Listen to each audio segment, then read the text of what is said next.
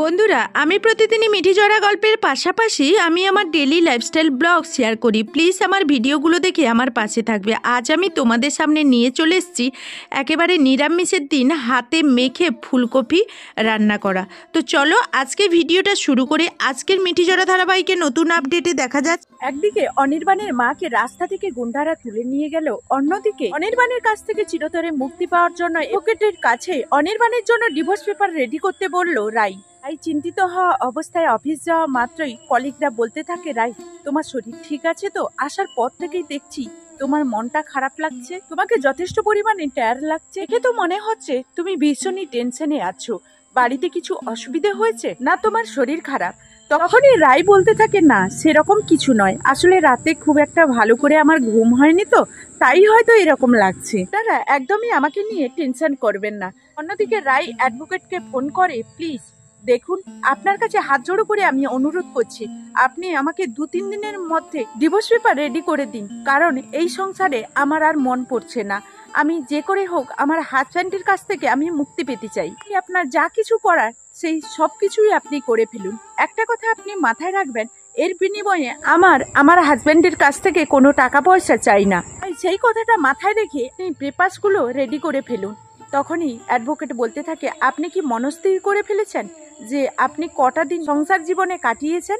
তখনই রাই বলতে থাকে, সুখের দিনেও তো আমরা ভালোভাবে দিন কাটাইনি, সেরকম ভাবে আমাদের তো কোনো হিসেব নেই, তবে এইটুকু বলতে পারি আমাদের বিয়ে 1 বছর প্রায় হয়ে এসছে। তখনই অ্যাডভোকেট বলতে থাকে, ঠিক আছে, তাহলে অনায়াসেই আপনি ডিভোর্স করতে পারেন, আমি সেই মতো ডিভোর্স পেপার রেডি করছি, আপনি একদমই টেনশন করবেন না। এই কথা বলা মাত্রই অন্যদিকে গুন্ডারা অনির্বাণের মাকে রাস্তা থেকে তুলে নিয়ে গিয়ে নীলুর সেই ডেরার মধ্যে আটকে রাখে। তখনই অনির্বাণের মা চিৎকার চেঁচামেচি শুরু করে দেয়, আর তখনই কোয়েল সামনে এসে বলতে থাকে, কি ব্যাপার, আপনাকে আমি বলেছিলাম না আপনি সন্ধে পর্যন্ত আপনার ছেলের সামনে আসার অবস্থায় থাকবেন না? কেন বলেছিলাম এবার আপনি বুঝতে পারছেন?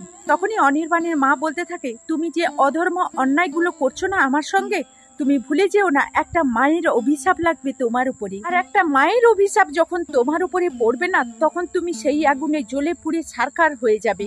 আমি তোমাকে বললাম, মন থেকে আমি তোমাকে অভিশাপ দিলাম।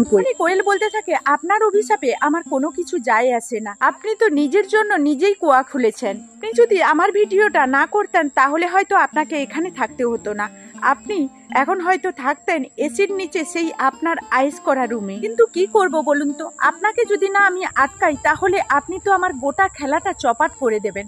Please, very very sorry, please আপনি আমাকে ক্ষমা করে দিন, আপনি মন থেকে আমাকে কোনো অভিশাপ করবেন না। আমি তো আপনার অভিশাপে ভয় পেয়ে গেলাম, তো আপনি একদমই টেনশন করবেন না, আমি গুন্ডাদেরকে বলে দেব আপনার এখানে যত্নার্থীর কোনো অসুবিধে হবে না, বিশেষ করে আপনার খাওয়ার দাওয়ারে কোনো অসুবিধে হবে না। বিষয়ে আপনি একদমই টেনশন করবেন না, আপনি ওই বাড়িতে ঠিক যেমনই ছিলেন এখানেও আপনি তেমনই থাকবেন, কিন্তু আমাদের চোখ এড়িয়ে যদি এখান থেকে ওখানে কিছু করার চেষ্টা করেন বা এখান থেকে আপনি যদি পালিয়ে যেতে চান তাহলে কিন্তু হিতে বিপরীত হবে। আপনি খুব ভালো করেই জানেন যে কোয়েল যদি একবার চটে যায় তাহলে আপনার কি হতে পারে, সেই চেষ্টাটা একদমই করবেন না। তো বন্ধুরা, এই ছিল মিঠি জড়া ধারাবাহিকের নতুন আপডেট। বন্ধুরা, আজ আমি তোমাদের সামনে হাজির হয়ে গেছি ফুলকপির নিরামিষ দারুণ স্বাদের নতুন ধরনের এক রেসিপি নিয়ে। তো চলো, ফুলকপি তো তোমরা অনেকভাবেই খাও, এইভাবে একবার বানিয়ে দেখো, অসাধারণ হয় এর টেস্ট। আজকের আমি ফুলকপিটা রান্না করার জন্য কিছুটা গরম জল প্রথমেই নিয়ে নিয়েছি, অল্প লবণ দিয়ে ফুলকপিটাকে তার মধ্যে রেখে দিলাম, যদি পোকামাকড় থাকে তাহলে বেরিয়ে যাবে। এইভাবে কিছুক্ষণ আমি ঢাকনা দিয়ে রেখে দেব। তো বন্ধুরা, ফুলকপি তো কয়েকদিন হলো বাড়ির মধ্যে নিয়ে এসে রাখা আছে, তো রান্নাই করা হয়নি, আজকে নিরামিষ ছিল, এই কারণে ভাবলাম যে এইটা এখন রান্না করে ফেলি। প্রথমে 2টো তেজপাতা এরকম ছোট ছোট করে কেটে নিয়েছি, ধনেপাতা আর মৌরি নিয়েছি, জিরে নিয়েছি, লবঙ্গ, এলাচ আর দারুচিনি আর 3টে শুকনো লঙ্কা, সবগুলো কড়াইতে দিয়ে দিয়েছি। শুকনো কড়াইতে আমি নাড়াচাড়া করে ভেজে নেব। তো এখানে আমি সবগুলো উপকরণই কিন্তু জিরে, মৌরি, ধনে 1 চামচ করে নিয়েছি, চা চামচের 1 চামচ। এখন ভাজা হয়ে গেছে, আর এখন আমি শিলনোড়াইতে নিয়ে নিচ্ছি। শিলনোড়াইতে লঙ্কার ডাঁটিগুলো ছাড়িয়ে এখন আমি এটাকে খুব ভালো করে পেস্ট করে নেব। এর মধ্যে ফুলকপিগুলোকে আমি জল থেকে তুলে নেব। তো আমি 10 মিনিট মতো এটাকে ভিজিয়ে রেখে দিয়েছিলাম, এই জন্য আমি এখন জল থেকে ছেঁকে তুলে নেব। অলরেডি আমি উনুনে কড়াই বসিয়ে দিয়েছি, কড়াইয়ের মধ্যে কিছুটা তেল দিয়ে দিলাম। তেলটা গরম হয়ে যেতেই 1 চামচ মতো কালো জিরে দিয়ে এখন একটু নাড়াচাড়া করে নিয়েছি। এর মধ্যে ফুলকপিগুলো দিয়ে খুব ভালো করে ভেজে নেব, সঙ্গে একটু অল্প লবণ দিয়ে দিলাম। তো এইভাবে লবণটা একটু বুঝে শুনে দিতে হবে। এখন লবণ একটু দিয়ে আবারও আমি মশলাটা যে পেস্ট করে নিয়েছিলাম শুকনো মশলা, সেটা তুলে নিলাম। এখন আমি এখানে ফুলকপিটাকে মাঝে মধ্যে এইভাবে নাড়াচাড়া করে দিচ্ছি। এইখানে একটু ভালো করে ফুলকপিটা ভেজে নিতে হবে। এখন শিলনোড়াইতে আবারও একটা মশলা করে নেব। তার জন্য আমি নিয়েছি সরষে 1 চামচ আর নিয়ে নিচ্ছি 1 চামচ পোস্ত। তো বন্ধুরা, এখানে আমি সাদা সরষে নিয়েছি, তোমরা চাইলে কিন্তু কালো সরষেও নিতে পারো আর সাদা সরষেও দুটো মিক্সড করে নিতে পারো, না হলে কালো সরষে একটা নিলেও হবে।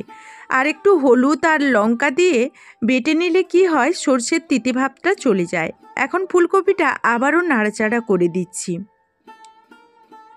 এখন প্রেসার কুকারের মধ্যে ভেজে রাখা ফুলকপি আমি নিয়ে নিচ্ছি। তো বন্ধুরা, তোমরা তো অনেকভাবেই ফুলকপি রান্না করে খেয়েছো। এইভাবে নিরামিষের দিন প্রেসার কুকারে একবার রান্না করে খাবে। অল্প সময়ের মধ্যে, হাতে একবারে সময় না থাকলে মাত্র 10 মিনিটের মধ্যে এই ফুলকপি রান্নাটা করে নিতে পারবে, তাও আবার দারুণ স্বাদের। এই একটা রেসিপিতেই কিন্তু আজকের নিরামিষের দিন জমেই যাবে। এখন আমি শুকনো মশলাটা দিয়ে এখন বেটে রাখা সরষে, পোস্ত, কাঁচা লঙ্কা দিয়ে দিলাম। কিছুটা ডুমো ডুমো করে আলু কেটেও দিয়ে দিয়েছি। ফুলকপির তরকারিতে আলুটা খুব ভালো লাগে, এই কারণে দিয়েছি। আর এখন দেখো 1 চামচ হলুদ আর দিয়ে দিচ্ছি আমি কাশ্মীরি লঙ্কা কালারের জন্য 1/2 চামচ। এখন দিয়ে দিচ্ছি জিরে গুঁড়ো 1/2 চামচ, ধনে গুঁড়ো 1/2 চামচ আর দিয়ে দিচ্ছি গরম মশলার গুঁড়ো 1/2 চামচ। তো বন্ধুরা, আমি যেহেতু 3টে শুকনো লঙ্কা এখানে দিয়ে রেখেছি, আমি লঙ্কাটা দিলাম না, তোমরা চাইলে কিন্তু লঙ্কাটা দিতে পারো। এখন কিছুটা মটরশুঁটি দিয়ে দিচ্ছি। উপর থেকে কিছুটা টমেটো, এরকম কুচি কুচি করে ছোট সাইজের একটা টমেটো নিয়েছিলাম, সেটা উপর থেকে দিয়ে দিচ্ছি।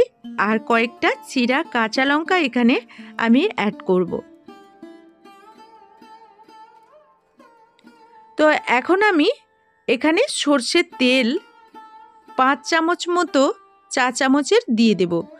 তো বন্ধুরা, উপর থেকে আমি কিছুটা কাঁচা সরষের তেল এখানে দিয়ে দিচ্ছি, দিয়ে এই রেসিপিটা করে নেব।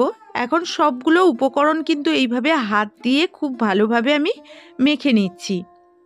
হাতে মাখা ফুলকপি একবার খেয়ে দেখো বন্ধুরা, দেখবে এর স্বাদ যেন মুখে লেগে থাকবে।